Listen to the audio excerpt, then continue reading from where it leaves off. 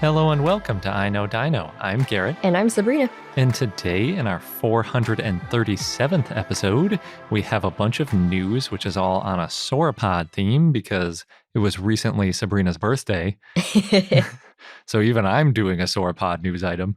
I had to learn a bunch of stuff about sauropods that I didn't know. Ooh, how fun. Yeah, I felt like you. We also have an interview / little news crossover with the Common Descent podcast. And we have Dinosaur of the Day, Sinotyrannus. And of course, a fun fact, because we always got to have a fun fact. But before we get into all of that, we want to thank some of our patrons. And this week we have 2 new patrons to thank. Both Wayne and Sam joined separately. Thank you both very much for joining.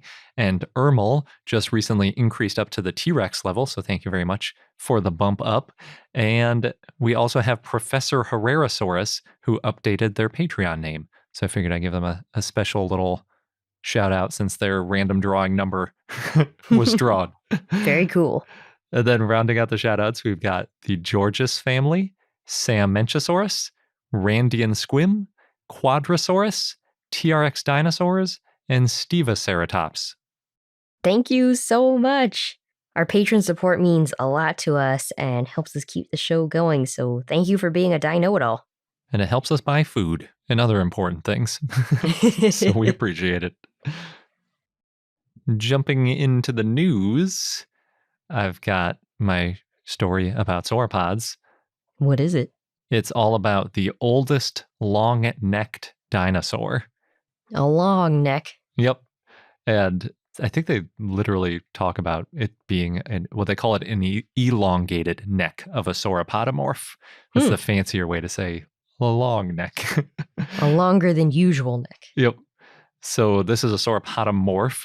The first sauropodomorphs were small bipedal carnivores, just like all early dinosaurs were. And sauropodomorphs later evolved into true sauropods, like Diplodocus and Brachiosaurus, but that wasn't until the Jurassic. We're talking about the late Triassic, and at least in the beginning of the late Triassic, they still had those short necks, small bipedal carnivore, etc. Mm-hmm. But later in the late Triassic, there were some quote-unquote long-necked or elongated-necked sauropodomorphs, including things like Plateosaurus you might be familiar with. Oh, yeah. They're not nearly as long-necked as later sauropods, but they were significantly longer than theropods and other, early sauropodomorphs, for example. You don't just come out of the gate with a Mamenchosaurus neck. You do not, a 50-foot, yeah. So in 2018, a new small sauropodomorph was described from a late Triassic formation in Brazil. It was named Bagualosaurus, and we talked about it way back in episode 184 for everyone interested. It's really helpful that we've been doing this podcast long enough that I can just search because I can get a quick update from myself on what Bagualosaurus was. You're welcome. I think I did it, so you're welcome from past Garrett. Yes. Okay, good job, past Garrett. Bagualosaurus was still a far cry from the larger sauropodomorphs. It was estimated to be about 1.7 meters or 5.5 feet long, which made it about 25 to 50% bigger than any other contemporary sauropodomorphs. Any of its peers? Exactly, yes. Or early, maybe slightly earlier sauropodomorphs. The first Bagualosaurus specimen had a lot of good pieces. They had most of a leg, hips, ribs, and vertebrae from the back and tail, as well as a lot of the skull. But you may have noticed, aside from the skull, everything there is basically, hips and back. Mm. So unfortunately, the neck was completely missing, so it didn't help us figure out anything about when these elongated necks evolved. Mm-hmm. As the authors put it, quote, there is a gap between the record of short-necked sauropodomorphs from the Carnian about 233 million years ago and long-necked forms from early Norian about 225 million years ago. An 8 million year gap, yeah. Exactly. And in case you're wondering which dinosaurs they're referring to there in the Carnian and Norian, the short-necked one they're referring to is Buriolestes for the most part, and the long-necked one is Macrocolum. And those are also both from southern Brazil, just like Bagualosaurus. And a lot of sauropods in general. Yeah, sauropodomorphs. Yeah. So even though in dinosaur terms, 8 million years does not sound like very long. And in fact, they're in like successive layers. Mm-hmm. One is in one epoch right after the next. A lot can change in 8 million years. Oh, yeah. New species and all. For sure. For some context, putting it in human terms, 8 million years ago is around when our ancestors split off from gorillas and probably still hadn't fully split from chimpanzees. Ooh. A lot has changed in those 8 million years for humans. So a lot could have changed over 8 million years for sauropodomorphs as well. The big question that hadn't been answered until this paper is whether or not dinosaurs evolved long necks steadily over those 8 million years, or if it happened more rapidly in a big rush in just like 1 million years. And what'd they find? So fortunately, they found a new set of 5 neck vertebrae from southern Brazil, same spot as all the other stuff. Mm-hmm. They're about 228 million years old, and that puts them right in the middle of that 225 to 233 million year span. Excellent. After doing a bunch of analysis on it, they're pretty confident it's from Bagualosaurus. Can't be 100% sure because we didn't have any neck vertebrae from the first one, Mm-hmm. but it really seems likely. In fact, they're from the same site as the original Bagualosaurus find. Oh, so maybe it's part of that holotype specimen. It could be. It's unclear. It's about the same size, so it's possible, but it's not like right where you would have expected to find the neck. Mm-hmm. And there's also another sauropodomorph in that area. So you can't confidently say this is the same specimen. As the holotype, no, but they're pretty confident that it is Bagualosaurus and not the other sauropodomorph from the area. Comparing the centrum of the 4th neck vertebra, that's counting back from the head, and it's important to compare the same exact vertebra because a lot of times within the neck, they can change quite a bit. At 233 million years ago, Buriolestes vertebra is about 2.5 times longer than it is tall. Wow. So if you think about the proportions of that, it might be roughly like a can of soda, maybe slightly more squat than a can of soda. If you're just thinking about length to height. The Bagualosaurus vertebra is about 3.66 times longer than it is tall. Okay, so we're gradually getting bigger. Mm-hmm. And the macrocolumn vertebra is about 6 times longer than it is tall. So yeah, like you said, it means that sauropodomorphs seem to be gradually evolving longer necks in that time period. They gradually evolved it, but once they evolved it, those animals quickly grew it. Like when it was born. Oh, yeah, that way. Yeah. Yeah, in terms of ontogeny, as they grew up, it was quick. Yep. But in terms of evolution, it was slow. The neck length of Bagualosaurus was probably actually closer to Buriolestes than it was to macrocolumn, which isn't too surprising since that ratio is a little bit closer to Buriolestes too. But both Bagualosaurus and macrocolumn not only have longer vertebrae, but they also have necks which seem significantly bulkier in diameter. The vertebrae themselves are quite a bit more substantial.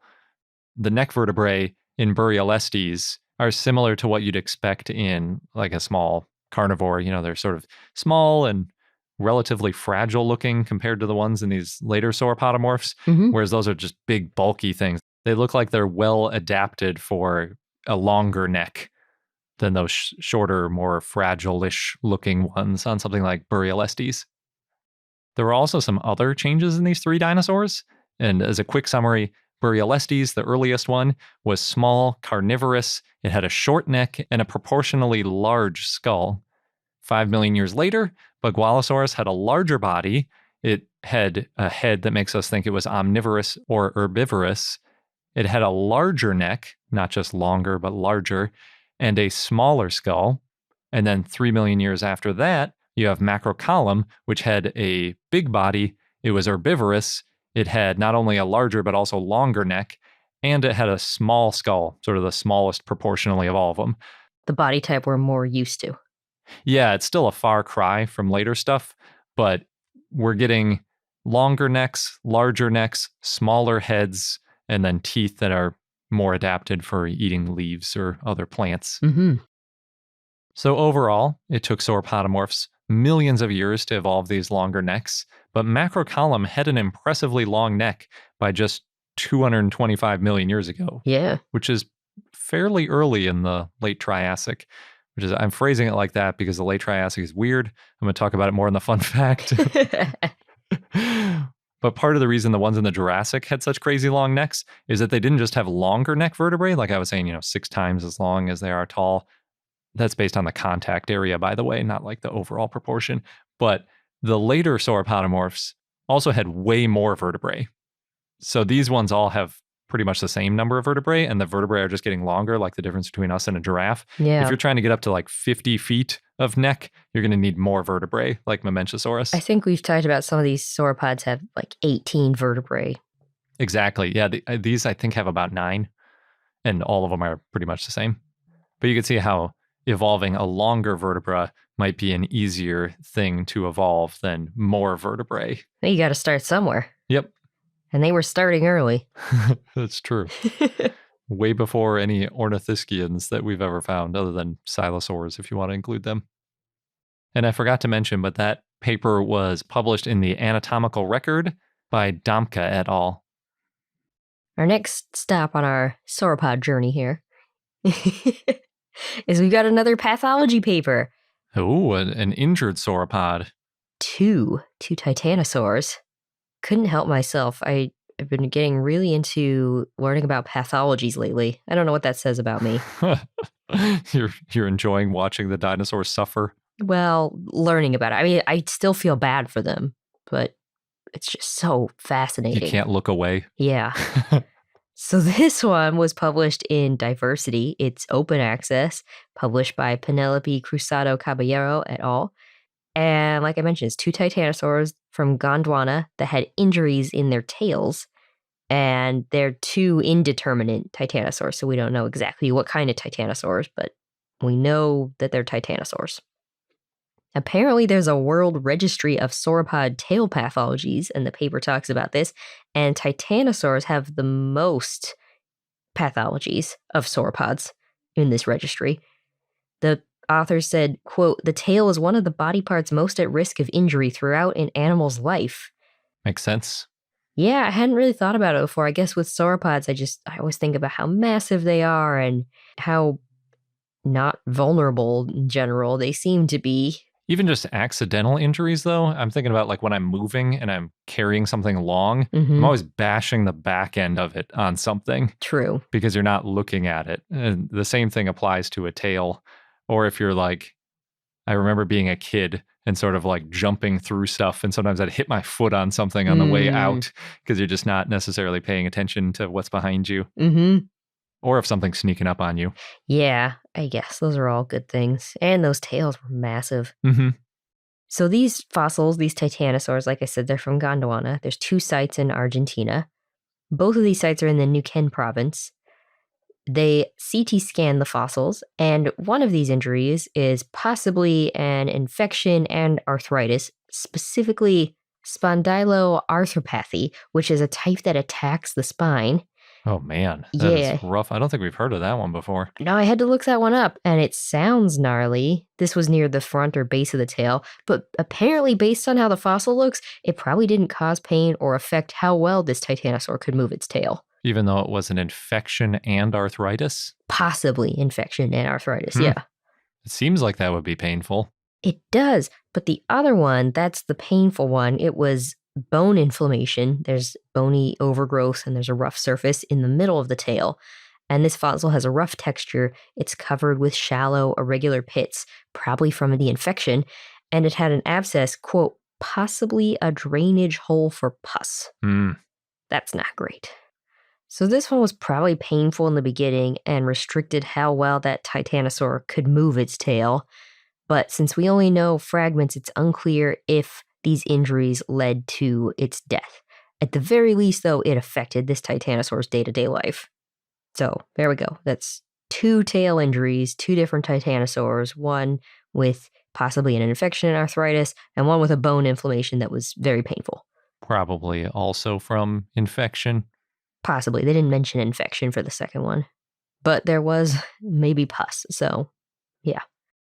Now, pathologies, other than being interesting, they can help give some insight into animal behavior, and knowing about these 2 titanosaurs helps further lay the groundwork for sauropod injuries and behavior. So, like in future studies, it could help show if there's another injury that was similar, and if that injury came about in the same way, like maybe it came from fighting another sauropod, or, got this injury some other way.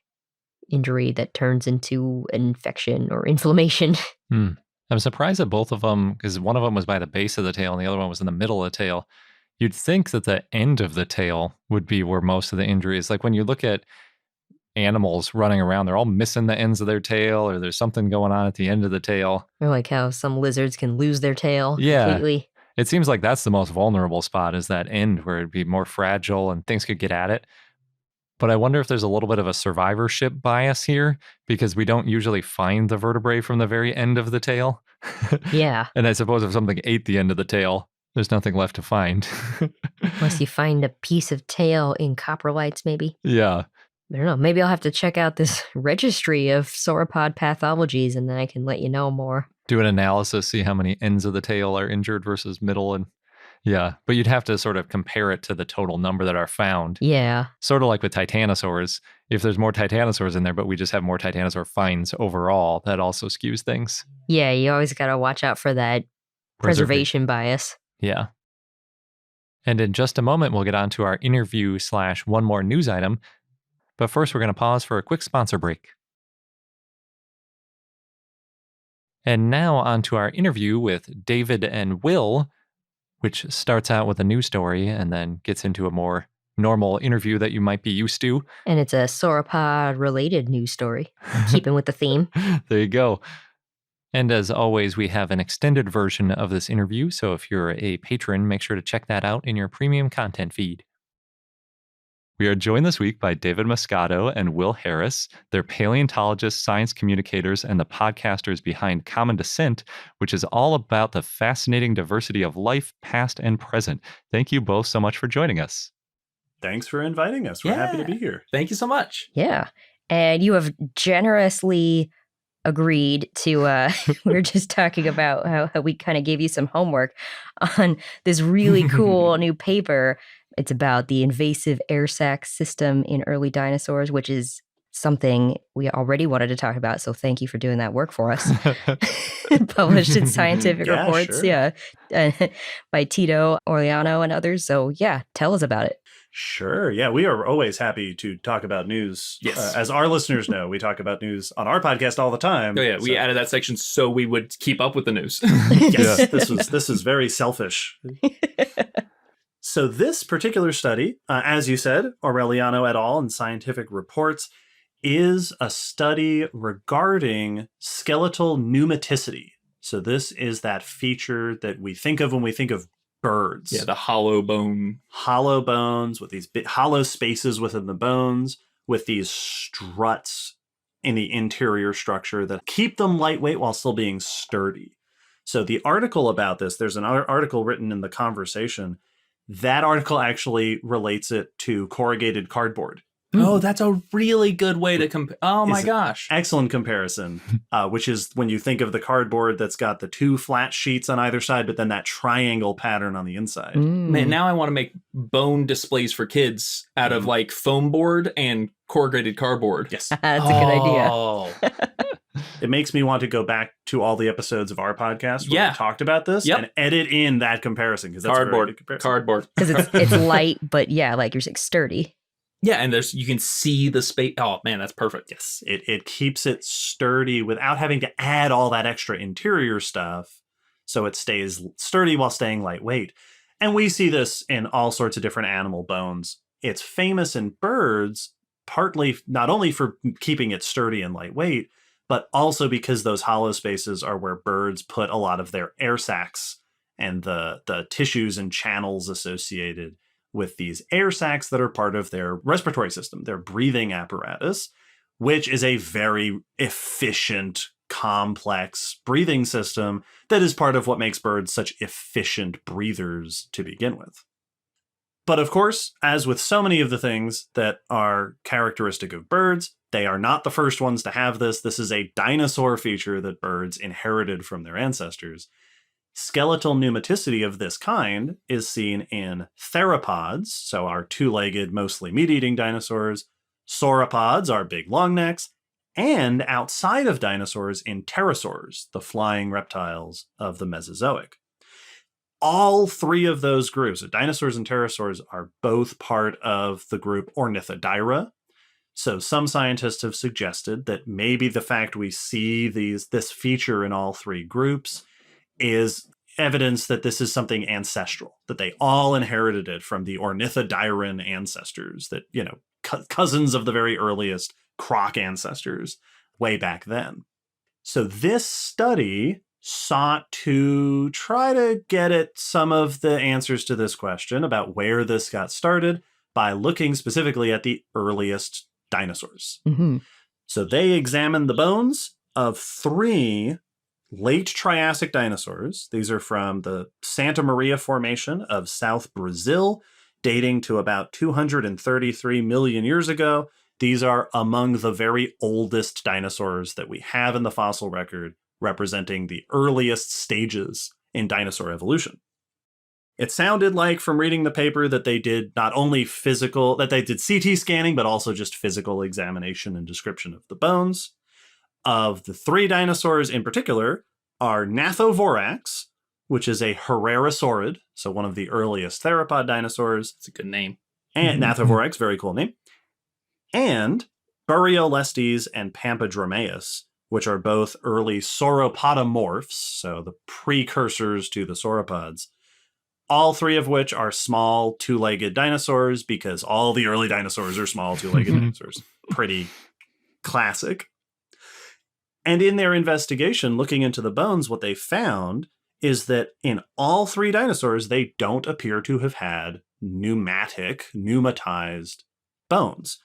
They looked throughout the postcrania, so everything past the skull, vertebrae and ribs and all that, and they found that the bones are missing the particular gaps and channels that are characteristic of pneumaticity and that air sac system that we see in later theropods and sauropods. So it looks like this is a feature that was not there in the very earliest stages of dinosaur evolution, which suggests that both theropods and sauropods must have evolved that later on in their evolutionary trajectory. Which would mean that it's not a feature of the earliest dinosaurs, which would also suggest that pterosaurs did it on their own as well. So this interesting feature seems to have been, at least based on this evidence so far, looks likely that it evolved at least 3 different times convergently in theropods, sauropods, and pterosaurs, who all then went on to use it for similar functions, that efficient breathing system, those sturdy, lightweight bones. Kind of shows how important it was then to evolve 3 Absolutely. times. Yeah. Yeah. Well, and it's interesting because like today, hollow bones seem super weird to us because that's not a common thing with mammals, but it is with birds. So it seems like a weird feature of this one group. But during the Mesozoic, that was just a common feature among many groups. And Right. So it would have been less weird back then. Were we studying things? Were we alive then? It only seems unusual now. So like the idea that it evolved convergently multiple times might seem bizarre for such a weird feature, but it was common to this group, Yeah. which is cool. As usual, birds continue to carry the torch of weird Mesozoic features. Yep.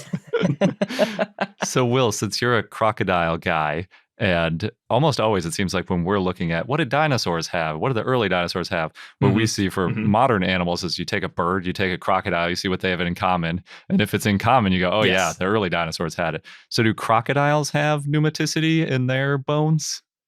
They do not. They have fairly expected, solid bones. They don't have those air Classic spaces. reptile style bones. And they do have a very efficient form of breathing that is like bird breathing in many ways, that they do not breathe in and out like a bellows like we do.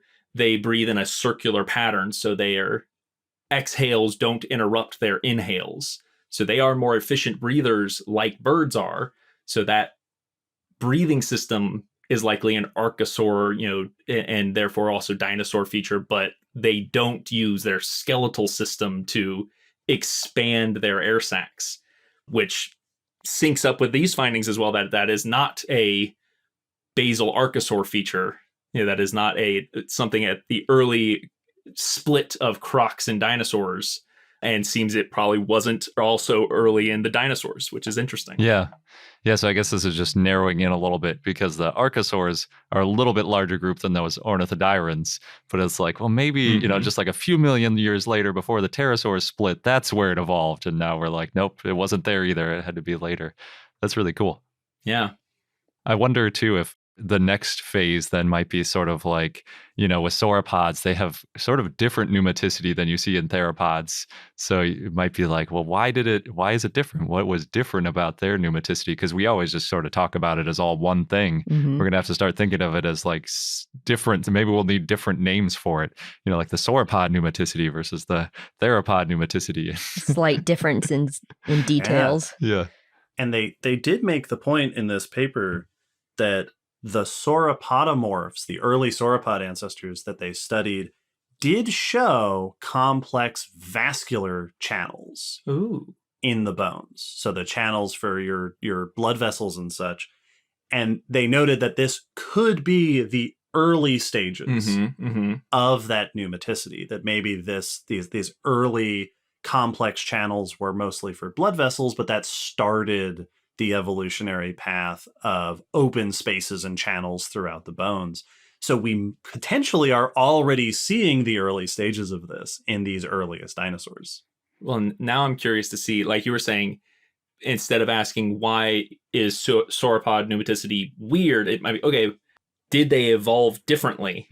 And that's why they're different. Like if we find the origins to theropod pneumaticity, we find that actually you developed it from a different origin or reason, or that your evolutionary path is different, and so you might have ended up with very convergent features, but the early stage might not look as similar. I'd be very interested to see what that looks like. Yeah, that's cool. And then how much that affected their body shapes and sizes and everything that came after. Yeah, absolutely. Yeah. And what was going on with the ornithischians, dinosaurs, who didn't evolve this feature? Yeah. Like, what were you doing? Just didn't bother with it. Yeah. Which is sort of a reverse of what we'd expect it to be if the earliest dinosaurs and earliest ornithodyrans had this feature. We'd expect that it was something that those ornithischians lost. Exactly.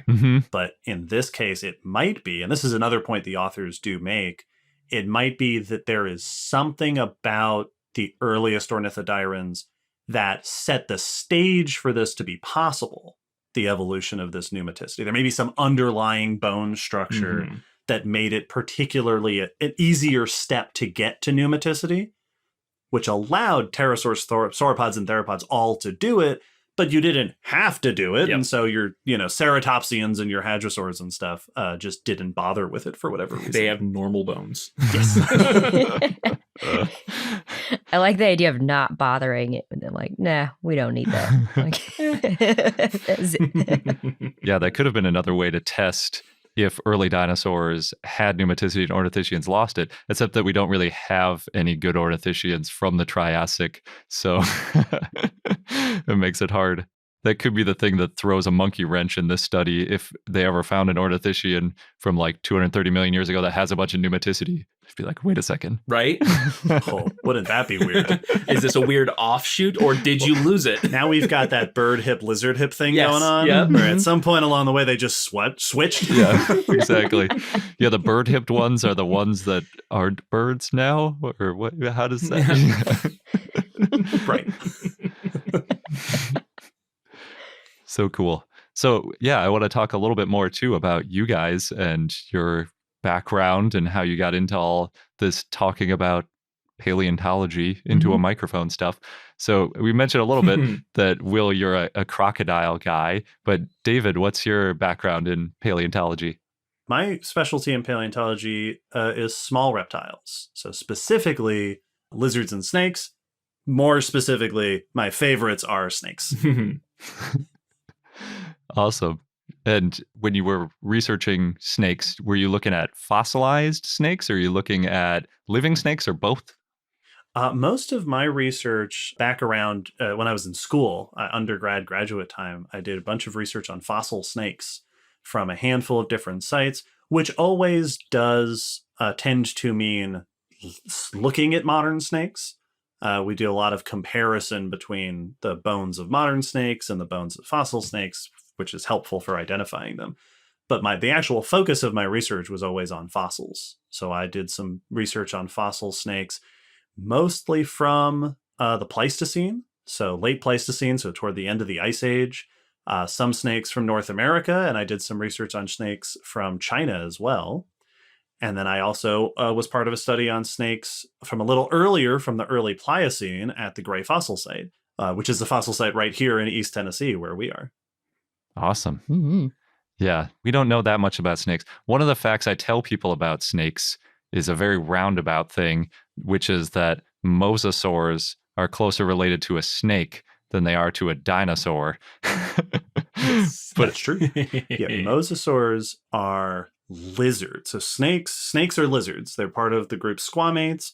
The ancestors of snakes are lizards. So snakes are really just very odd, specific, unusual lizards. They're just really good at not having legs. They're just really good at they're the best legless lizards. Yes. They did so good at it that we gave them a new name. Mm-hmm. Mosasaurs are also just lizards. The way that I always like to say it on our podcast is mosasaurs are lizards that evolved convergently with whales. Yep. And I love putting it that way because it's one of the coolest sentences, I think, that you can say. That's such a cool thing. They are whale lizards. Yeah, that's a fantastic way to describe it. And it reminds people, because people forget that whales are giant killing machines because they are all carnivorous. Right? Yes. It's top predators all over the world. They really are. Yep. Like thousands of pounds of meat every day they're eating. Cool. Will, could you tell us a little bit more about what your research is about? Yeah, absolutely. My research was on alligator skulls, modern alligators. So like these were from here in North America and often brought in by hunters, so skulls that had been captured and then they don't use the bones. So those can often be collected. I was looking at the way the skull changed as alligators grow and with the hopes of down the line that helping research for being able to identify isolated skull fragments from like fossil specimens and getting potentially an idea for how old that specimen would have been, or at least what age range it was similar to. It might be an adult extinct alligator, but it might be shaped like one of our baby alligators. Right. And these things are very hard to tell if you only have a couple little bits of skull. Your study was trying to say, well, okay, this bit of skull will look like this at different life This is stages. how this part of the snout changes as they grow, and this part of the face changes. And so mine was purely modern material with hopes that it would help fossil studies down the line. Yeah, that would be extremely valuable because paleontology is all about finding little scrappy things to try to figure out what the heck it came from. Oh, yeah. So for your show, your latest or your most recent episode is all about sleep. And as a sleep deprived recent parent, that really piqued my interest. Absolutely. So I guess we should probably make the note that the topic of sleep was kind of a weird choice for our podcast. Yeah. So like all of our topics are requested by our listeners. So people just message us and say, I'd love an episode of this. And we add it to a big long list. And eventually topics will build up, numbers of names that have asked for it. And sleep is definitely one of our weirder episodes. And I love tackling those slightly weirder, offbeat topics. But sleep was a fun one to discuss because from a biological standpoint, there's so much about it we don't understand. And so getting to emphasize how many questions there are and how much diversity and how many different versions of sleep there are among animals to add that layer of perspective when we look at animal life and keep that in mind just whenever, like you said at the end of the episode, whenever we talk about a fossil species, the question of how did it sleep is a valid question to ask because who knows? Who knows how it slept? Because there's so many different ways things sleep. There's so many different reasons it could be sleeping in weird ways. So it was a very fun discussion from that standpoint. We did have a moment when we talked about lack of sleep in parents because whales, after they give birth, both the orcas, right? Orcas and dolphins. So toothed whales, at least they specified, but it sounded like there were potentially others. That right after birth, mother orcas and their offspring and some dolphins as well show almost no sleep. And it's not like they're not able to, they just don't sleep for that first period right after birth. Wow. And then both of them adjust back to normal amounts of sleep shortly after. And it's a very unusual feature among mammals. And we commiserated that. Wouldn't it be beneficial if that was a natural aspect of human parenthood, that you just didn't need the sleep right afterward, right? Instead of just being denied it, being forced to not sleep. Yes. Yeah, being forced to not sleep at a period of time where you arguably need it the most. Yeah. Right. Mm-hmm. I'm not sleeping, but it's on my own terms. Yeah. It sounds like it's hard to define sleep too. Absolutely. Yeah. And that's one of the first challenges, is defining what sleep is. And it doesn't look the same in every animal group. Not all animals have the REM sleep where they're twitching and their eyes are moving. Not all animals show that. So, is that frog with its eyes closed that's sitting still sleeping, or is it sitting still with its eyes closed? Mm-hmm. And, doing a brain scan is a solid way of getting some of that info, but you're not able to do that with every animal you observe. So that it can be tricky to solidly define that, yes, that shark was for sure sleeping, even though it never stopped swimming.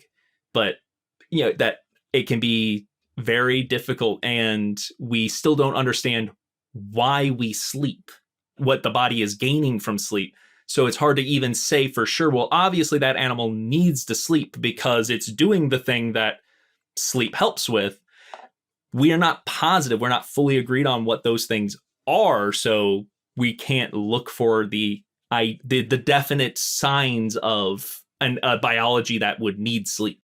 There's really only a few solid fossils, dinosaur fossils, that show potentially sleep position, and only one that was the focus of the paper was Meilong. Yep. The so-called sleeping dragon. Curled up in a bird sleeping position. And they noted, we found other fossil theropods curled up in similar brooding or potentially sleeping positions. But that's another one of those where that gives us the info that it slept, but we don't know how long they tended to sleep. Did they also have REM sleep? Because today's birds have REM sleep, which is the time of sleep we dream. We don't know that birds are dreaming, but they have the same pattern of sleep. We can't tell that for sure that those dinosaurs had that, but we have that fossil. And so sleep is difficult to study, because even what does a sleeping fossil trilobite look like? Yeah. Or is it just a dead trilobite? We don't know. Did they have sleep postures? When they curled up, did they sleep like that sometimes? Right. We don't know. Did their little legs twitch in their sleep? Because spiders do that. Jumping spiders show twitchy REM sleep. Wow. So it's really difficult to pin down. We have not figured out what the pattern of sleep among animals actually is just today.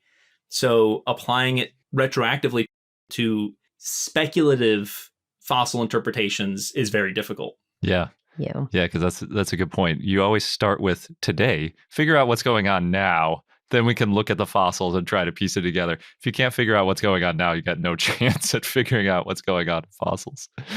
Yeah, absolutely. Like we've seen sleep behavior in jellyfish, and they don't have brains. So is it even a brain feature? Do you have to have a brain to sleep, or is that something else? Yeah. It does lead to great speculative discussions about, there are birds that sleep on the wing. Yes. Could pterosaurs do that? Yeah, with one eye open so they can still navigate, but they can sleep half a brain at a time. And dolphins will sleep with half the brain at the time. Did mosasaurs or ichthyosaurs do that? These really cool questions that we can't answer, but we can certainly consider how that might have manifested in fossil animals. Yeah, or affected behaviors that we've had questions about. Did they also show a weird sleep behavior after giving birth? What else might there be that could interpret their lifestyles? Did you run into sauropods? Because people have asked us multiple times, like, did sauropods sleep standing up like how elephants can? And then the answer is partly like, well, elephants don't always sleep standing up. So, Right. Yep. And I didn't find any speculation on it, but one thing that did show up continuously is that the bigger you are, you tend to sleep less. Yes. Like elephants will sleep a few hours a day, maybe. Yeah. Whereas like a mouse can sleep 18 hours. Yeah. Wow. And so sauropods might have been quick sleeper, right? Might have been not light sleepers necessarily, but short sleepers. Yeah. Like they could have been sleeping very, very short amounts a day or every few days or something. Who knows? Power napping. I mean, it makes sense. We've talked about just like the amount of food sauropods have to eat. They couldn't have had much time to sleep. So that would make sense. Yeah. That's been noted for grazing animals, that they sleep, large herbivores sleep very little. And it might just be that you don't have time to waste while your food is so nutrient poor. You need to be eating all the time. If you're a lion or perhaps a tyrannosaur, and you get that one really good meal that is packed with nutrients and protein and everything, and then you go pass out for, the next 24 hours or so, that's fine. You've got all the nutrition you needed. That's a great point. It is. Yeah, really interesting. And also, like, because as humans, we're still trying to understand sleep for ourselves, and we can ask each other questions and talk about it. Yeah, figure it out together. But with other species, it's a whole different game. Very true. Well, we run into the same issue of having a full picture with us of like, you hear the 8 hours, but that's a generalization for, what are we up to? 7-something billion people on the planet? Almost 8. I think we reached the 8 billion. All right. Oh, did we? I wasn't sure. Congratulations, humanity. That's the studies will show that we range from like the average person, a person needing 5 to 10 hours of sleep. You may be a person who doesn't need the 8 or needs notably more than 8, but we throw that number around as a general number, but that's still simplifying it down to something that is extremely variable among us, among our own species. We can sleep, half as much as another person and both be fully rested. Yeah. That's a good point. We got to get to the bottom of that. Yeah. It seems like it's likely genetic. Yeah. Oh. Can I CRISPR it? Right?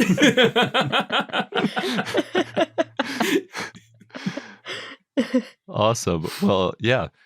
This has been a great conversation, and I assume some of our listeners would like to hear more about all of your work and listen to your podcast. So where's the best place for people to go to get your podcast? We are the Common Descent Podcast. You can find us wherever you get your podcasts. We're on Spotify, we're on iTunes, we're hosted on Podbean. We also upload our episode audio to YouTube. We have videos on YouTube, but each episode, the audio is uploaded up there. We release episodes every 2 weeks, every fortnight. So there's always a new main episode to be had on that schedule. And then we do some bonus stuff every now and then where we'll do movie discussions or we'll do speculative evolution discussions and things like that. Awesome. You also have a Patreon too, right? We do have a Patreon. Thank you very much for mentioning our Patreon. We do, actually. The entire podcast, everything we do is supported by the donations, the subscriptions that we get on Patreon. We are perpetually grateful and indebted to our patrons. On our Patreon, we offer a whole bunch of bonus stuff. So we do bonus content. So like we mentioned earlier, we never have any problem doing news discussions like we did here. We actually do extra news for our patrons specifically. We do bonus news. We put out director's notes for the episodes. We do live streams for our patrons. So we've got ways for patrons to interact with us. And then we're also on social media. We have a Discord channel. So there's a variety of ways that patrons and non-patrons alike can interact with us and support us. Awesome. So just go to itscommondescentpodcast.com. Yes. That is correct. Boy, thank goodness we updated that URL. That's way easier to say than what it used to be. Yep. Yes. Awesome. Well, yeah. Thank you again both so much for joining us. It's been a pleasure. Thanks for inviting us. Thank you so much, David and Will. We had a lot of fun chatting, and be sure to check out the Common Descent podcast, especially a recent episode where we got to be on the show talking about news stories. And I'll leave it with that air of mystery. And in just a moment, we'll get on to our dinosaur of the day, Sinotyrannus. But first, we're going to pause for one last sponsor break. And now on to our dinosaur of the day, Sinotyrannus, which was a request from Spinoboy1 via our Patreon and Discord, so thanks. You say that a lot more naturally than I've been saying Sinotyrannus. Sinotyrannus. Could be I read a lot of papers on it, so. That helps. Sinotyrannus was a basal tyrannosauroid that lived in the Early Cretaceous in what is now Liaoning Province in China in the Jiufotang Formation. It's part of Proceratosauridae, which is a family that started in the Jurassic and lived in what is now Europe and Asia. It looked somewhat similar to Yutyrannus. It was a large theropod. It walked on two legs. It had an elongated head, a long tail, and sharp teeth and claws. And it may have had a tall nasal crest, like other proceratosaurids. Oh, yeah. It looks kind of like a little horn almost on the top of the nose. Yeah. And in paleoart, it's often depicted as feathery. Because of the Yutyrannus association, probably. Could be there. There's sister taxa. Sinotyrannus is estimated to be about 29.5 feet to 33 feet, or 9 to 10 meters long, and weigh about 1.5 tons. It's similar in size to later large tyrannosaurs from the late Cretaceous. And it's the largest known theropod from the Jiufotang Formation. It's also the first large theropod known from the Jehol biota. Its skull was about 3.3 feet or 1 meter long. It also had large nostrils, which is one of its unique features, and a, quote, massive and very tall, quote, neural spine that is, quote, primarily vertical. This is according to the paper that described it. So it had some pretty high spines on its back vertebrae, sounds like. So maybe it had a little bit more height to its back that way. Maybe makes it a little more imposing looking. The type species is Sinotyrannus cazoensis. The genus name means Chinese tyrant. The name Sino is an ancient name of China. The species name refers to Kazhou, the county where the fossils were found. It was described in 2009 by Ji Qiang and others. They found an incomplete disarticulated skeleton, including parts of the skull and jaws, some teeth, part of the pelvis, some ribs, vertebrae, and other fragments. Originally, Sinotyrannus was thought to possibly be the earliest member of the family Tyrannosauridae, and that would help show that tyrannosaurids may have originated in what is now East Asia in the early Cretaceous and then later spread to North America. But later, it was found to be a proceratosaurid tyrannosauroid. However, Sinotyrannus still helps show that tyrannosauroids were large in the early Cretaceous and not just in the late Cretaceous. So it's just outside the group of true tyrannosaurids in Tyrannosauroid. Yeah. In 2016, Steve Brusati and Thomas Carr, in a paper about the phylogeny and evolutionary history of tyrannosauroids, found Sinotyrannus to be a sister taxa to Yutyrannus and not close relatives of Tyrannosaurus or Albertosaurus. Sinotyrannus had a more shallow, less robust skull than Tyrannosaurus and smaller jaw muscles and thinner teeth. According to Brusati and Carr, quote, with its gaudy midline skull crest, huge external nares, and proportionally long arms, Yutyrannus, and probably Sinotyrannus, resemble overgrown versions of Guanlong, not proto-tyrannosaurids, end quote. That's actually kind of cooler. They use the word gaudy. I love Yutyrannus. Gaudy is a good description with all those showy feathers on it. It's a good point. Now, though Sinotyrannus and Yutyrannus were on the large side, especially for the early Cretaceous, Brusati and Carr said that, quote, colossal size, over 10 meters in body length, over 1.5 tons in mass, came much later, first appearing in the Campanian about 80 million years ago, although this observation is probably clouded by sampling biases, end quote. We're just speaking of preservation biases. Yep. Exactly. It's always easier to find new stuff. Mm-hmm. And our fun fact of the day is that, simply put, the late Triassic is most of the Triassic. How does that work? It's super weird. It's something we probably should have addressed a long time ago, because I feel like when we say the late Triassic, you get the impression it's the end of the Triassic, but that's not what it means. Okay. So the periods of the Mesozoic in general aren't at all even in length, not in length of time, and they're also not even in the depth of our understanding, because like we were just saying, we find more of the more recent stuff. Mm-hmm. So the Mesozoic overall went from 252 to 66 million years ago. That's a span of 186 million years. Non-avian dinosaurs were around for at least 90% of the Mesozoic, but dinosaurs may not have evolved until the late Triassic, which again, the math seems very weird, Mm-hmm. because you'd think, oh, if they weren't around till the late Triassic, that means they were mostly around for the Jurassic and Cretaceous, so that'd be like 2/3 of the Mesozoic, but it's actually 90% of the Mesozoic. Yeah, good point. The Triassic was about 51 million years long, and only the last 30 to 40 million years of it include dinosaurs. The Jurassic was about 56 million years long, so kind of similar to the Triassic, but the Cretaceous was a whopping 79 million years long. And in dinosaur terms, that means almost half of non-avian dinosaur history was in the Cretaceous. That explains why we talk about so many Cretaceous dinosaurs. It does. And then on top of that, the more recent a time period, the easier it is to find fossils. And we find way more stuff in the Cretaceous than the Triassic in general. So it's just like, yeah, Cretaceous is the place to be. That's when all the best dinosaurs are anyway, so it's okay. I see. Your favorite dinosaur isn't in the late Cretaceous. That was I know. a jab. Yeah. Like, I thought this was the sauropod episode.